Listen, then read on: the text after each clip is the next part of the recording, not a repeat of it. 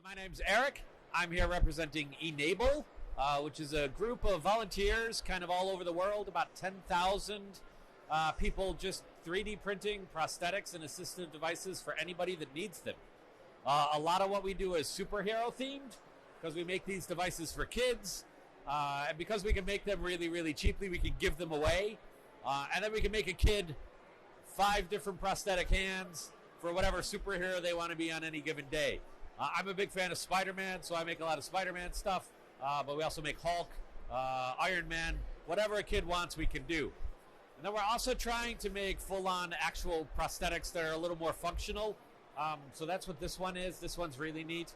It's called the Quao Arm, made for a gentleman named Quao in Africa. It's very realistic.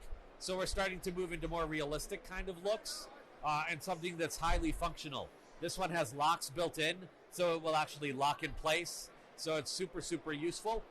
And we're starting to try to do how do we make prosthetics with the tools and resources that people have in the countries that need them. So this is where kind of exploring how can we use recycled plastic bottles to make these kinds of devices.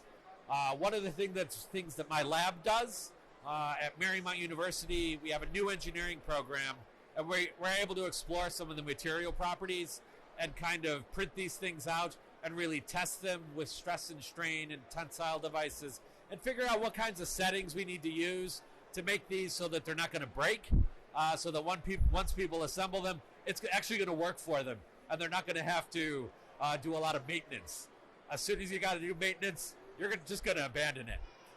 So figuring out what we can do, and I really love the idea of recycling plastic bottles and making that into, we're going to start with exploring prosthetic fingers, but we'll go full on hands and arms soon, I hope.